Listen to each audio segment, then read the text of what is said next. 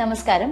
കോട്ടയം കാരിത്താസ് ഹോസ്പിറ്റലിലെ senior consultant ഓർത്തോപീഡിഷ്യനും arthroscopic and joint replacement സർജനുമായ ഡോക്ടർ MP നിതീഷാണ് ഇപ്പോൾ നമ്മുടെ കൂടെയുള്ളത്. നമസ്കാരം ഡോക്ടർ. മുട്ടുമാറ്റിവെക്കൽ അല്ലെങ്കിൽ ഒരു നീ റീപ്ലേസ്മെന്റ് സർജറി എന്ന് പറയുന്നത് ആസ് എ ടേം നമുക്ക് എല്ലാവർക്കും സുപരിചിതമായ ഒരു കാര്യമാണ്. പക്ഷേ ഒരു മെഡിക്കൽ അവയർനെസിന്റെ ഭാഗമായിട്ട് നമുക്ക് അതിനെപ്പറ്റി കൂടുതലായിട്ട് ഡിസ്കസ് ചെയ്യാം. ഏതൊരു സാഹചര്യത്തിലാണ് നമ്മൾ ഒരു പേഷ്യന്റിന് നീ റീപ്ലേസ്മെന്റ് സർജറി അല്ലെങ്കിൽ ആ ഒരു പ്രൊസീജിയർ അഡ്വൈസ് ചെയ്യുന്നത്? പ്രധാനമായിട്ടും മുട്ടിന്റെ കാർട്ടിലേജ് തേഞ്ഞു പോകുന്ന സിറ്റുവേഷൻസ് അല്ലെങ്കിൽ അതിന് ഡാമേജ് വരുന്ന കംപ്ലീറ്റ് ആയിട്ട് മരുന്നുകൊണ്ട് തിരിച്ചു വരാൻ പറ്റാത്ത ഒരു സ്റ്റേജിലാണ് ഈ നീ റീപ്ലേസ്മെന്റ് സർജറി ആവശ്യമായിട്ട് വരുന്നത്. പ്രധാനമായിട്ടും ഒന്ന് ഓസ്റ്റിയോ ആർത്രൈറ്റിസ്, ഒന്ന് വെയർ ആൻഡ് ടയർ ആർത്രൈറ്റിസ്, പ്രായമായിട്ടുള്ളവരിൽ തേഞ്ഞു തീരുകയും മുട്ട് വളയുകയും ചെയ്യുന്ന ഓസ്റ്റിയോ ആർത്രൈറ്റിസ്. രണ്ടാമത് സന്ധിവാദം എന്ന് പറയുന്ന റുമറ്റോഡ് ആർത്രൈറ്റിസ് ഭാഗമായിട്ട് ഈവൻ ചെറുപ്പത്തിലെ തന്നെ ഈവൻ 30-40 ഇയേഴ്സ് പോലും അത് സ്റ്റാർട്ട് ചെയ്യാം. അങ്ങനെ സിവിയർ ആയിട്ടുള്ള കാർട്ടിലേജ് ഡാമേജ് ഉള്ള സന്ധിവാദങ്ങൾ, അതായത് ഇൻഫ്ലമേറ്ററി ആർത്രൈറ്റിസ് അഥവാ റുമറ്റോഡ് ആർത്രൈറ്റിസിന്റെ വകഭേദങ്ങൾ. പിന്നെ മൂന്നാമത് ചെറുപ്പത്തിലുണ്ടായ പരിക്കുകൾ കൊണ്ടും മെനിസ്കസ് പരിക്കുകൾ കൊണ്ടും ഫ്രാക്ചറുകൾ കൊണ്ടും ജോയിന്റ് ഇഞ്ചറികൾ കൊണ്ടും പ്രിമച്ചുറായിട്ട്, അതായത് യങ്ങർ ഏജിൽ തന്നെ സിവിയർ ആർത്രൈറ്റിസ് വരുന്നവർക്ക് ആണ് ഈ മൂന്ന് കാറ്റഗറിയാണ് പ്രധാനമായിട്ടും നമുക്ക് നീ റീപ്ലേസ്മെന്റ് സർജറി ആവശ്യമായിട്ട് വരുന്നത്. സോ പൊതുവെ നമ്മൾ കൊളോക്കിയലായിട്ട് പറയുമ്പോൾ മുട്ടിന്റെ ചിരട്ട മാറ്റി വെക്കുന്നു എന്നൊരു ടേം ഉപയോഗിക്കുന്നുണ്ടെങ്കിലും എന്താണ് ഈ സർജറിയിൽ ശരിക്കും സംഭവിക്കുന്നത്? എന്തെങ്കിലും ഇംപ്ലാന്റ് വെക്കുകയാണോ? അതിനെപ്പറ്റി ഒന്ന് സംസാരിക്കാമോ? മുട്ടിനകത്ത് നീ ജോയിന്റിനെ കുറിച്ച് പറയുമ്പോൾ പ്രധാനമായിട്ടും 3 സർഫസ് ആണുള്ളത്. Femur, tibia, പറ്റല്ല.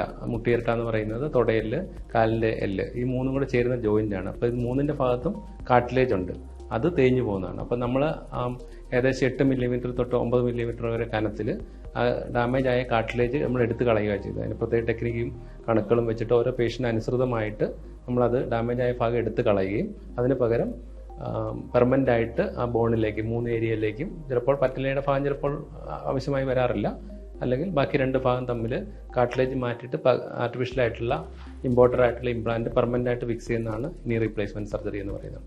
അപ്പോൾ കാർട്ടിലേജ് മാറിയിട്ട് തമ്മിൽ കോണ്ടാക്ട് വരുന്ന ഈ നമ്മൾ പുതുതായിട്ട് ഇൻസേർട്ട് ചെയ്തിരിക്കുന്ന വസ്തുക്കളായിരിക്കും. അപ്പോൾ പെയിൻ ഉണ്ടാവില്ല. അതിന്റെ കൂടെ തന്നെ കാലിന് വളവുണ്ടെങ്കിൽ അതും ആ കൂട്ടത്തിൽ തന്നെ കറക്റ്റ് ചെയ്ത് പോകുന്നതാണ്.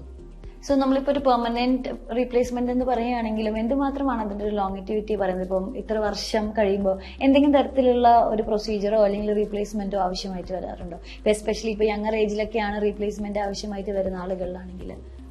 അപ്പം ആധുനികമായ സാങ്കേതിക വിദ്യകൾ കൊണ്ട് വളരെയധികം ലാസ്റ്റ് ചെയ്യുന്ന, അല്ലെങ്കിൽ വെയർ ആൻഡ് ടയർ ഏറ്റവും കുറവുള്ള, അല്ലെങ്കിൽ അത് തേഞ്ഞു പോകാനുള്ള സാധ്യത തീരെ കുറവുള്ള പുതിയ വസ്തുക്കൾ സയൻസ് ഡെവലപ്പ് ചെയ്തെടുത്തിട്ടുണ്ട്. ഈവൻ 15 തൊട്ട് 20 വർഷം വരെ വളരെ സക്സസ്ഫുൾ ആയിട്ട് പോകുന്ന രീതിയിലുള്ള ഇതാണ് ഇപ്പോൾ നിലവിലുള്ള ഇമ്പോർട്ടഡ് ആയിട്ടുള്ള ഇംപ്ലാന്റ്സ് നമ്മൾ യൂസ് ചെയ്യുന്നത്. പക്ഷേ അമിതമായ ഭാരമുള്ളവർക്കും അമിതമായ ആക്ടിവിറ്റി അങ്ങനെയുള്ളവർക്കും ചിലപ്പോൾ അതിനകത്ത് കുറച്ച് വേരിയേഷൻസ് വരാം. സോ എന്തുമാത്രമാണ് ഇപ്പൊ സർജറി എന്ന് പറയുമ്പോൾ ലൈക്ക് എത്രയൊക്കെ പറഞ്ഞാലും നമുക്കൊരു ടെൻഷനും പാനിക്കും ഒക്കെയാണ്. നമുക്ക് ഈ ഒരു നീ റീപ്ലേസ്മെന്റ് സർജറിക്ക് എന്തുമാത്രമാണ് നമ്മൾ ഹോസ്പിറ്റൽ സ്റ്റേ അതുപോലെ തന്നെ റെസ്റ്റ് പീരീഡ് ഒക്കെ ആവശ്യമായിട്ട് വരുന്നത്? ഇപ്പോൾ മുമ്പ് പറഞ്ഞ പോലെ തന്നെ അനസ്തീഷ്യയുടെയും പോസ്റ്റ് ഓപ്പറേറ്റീവ് കെയറിന്റെയും അഡ്വാൻസ്മെന്റ് കാരണം നമുക്ക് ആ പോസ്റ്റ് ഓപ്പറേറ്റീവ് പീരീഡ് സമയം വളരെയധികം കുറയ്ക്കാൻ സാധിച്ചിട്ടുണ്ട്. ഈവൻ മേജർ അനസ്തീഷ്യകൾ ഒഴിവാക്കിയിട്ട് സ്പൈൻ അനസ്തീഷ്യ അല്ലെങ്കിൽ എപ്പിഡ്യൂറൽ, അല്ലെങ്കിൽ ഈവൻ കാല് മാത്രം മരപ്പിച്ചിട്ടുള്ള ബ്ലോക്കുകളും ഇപ്പോൾ വളരെ ഈസി മീൻസ് നമുക്ക് വളരെ സുരക്ഷിതമായിട്ട് ചെയ്യാവുന്ന ഒരു ടെക്നോളജികൾ ഈ കാലത്ത് വന്നിട്ടുണ്ട്.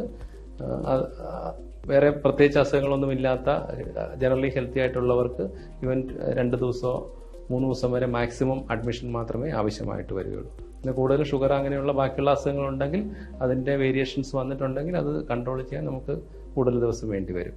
സോ എന്താണ് ഇപ്പൊ നമ്മൾ കാണുന്നവരോട് പറയുന്നത്? ബിക്കോസ് എന്തെങ്കിലും ഈ ഒരു സർജറി, ഒരു നീ റീപ്ലേസ്മെന്റ് ചെയ്യേണ്ട സാഹചര്യത്തിൽ കൂടെ കടന്നു പോകുന്ന ഒരു വ്യക്തിയായിരിക്കും ഒരു പക്ഷേ, അല്ലെങ്കിൽ ഒരു ഫാമിലി മെമ്പർ ആയിരിക്കും നമ്മളെ കാണുന്നുണ്ടാവുക. എന്താണ് ഡോക്ടർക്ക് പറയാനുള്ളത്?